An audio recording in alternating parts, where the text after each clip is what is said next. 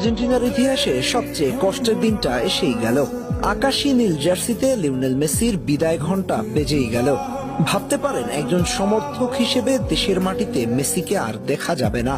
ব্যাপারটা তাদের জন্য কতটা কষ্টের হতে যাচ্ছে, কিন্তু এটাই বাস্তবতা।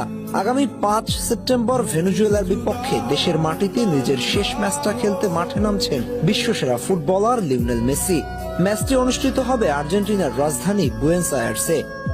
সমর্থকদের উপচে পড়া ভিড় ঠেলে এইবারই শেষবার মাঠে আসবেন গ্রহের সেরা ফুটবলার। আর্জেন্টিনার শহর জুড়ে কি একটা অবস্থা হবে ভেবে দেখেছেন? মেসি নিজেও হয়তো কান্নায় ভেঙে পড়বেন। প্রাপ্তি আর অপ্রাপ্তির মিশেলে চোখের কোণে জল আসাই স্বাভাবিক। যাত্রাটা শুরু হয়েছিল 2005 সালের 17 আগস্ট হাঙ্গেরির বিপক্ষে। সেদিন বদলি হয়ে মাঠে নেমেছিলেন। মাত্র 65 সেকেন্ডে লাল কার্ড দেখে বসেন। শুরুটা মোটেও ভালো হয়নি।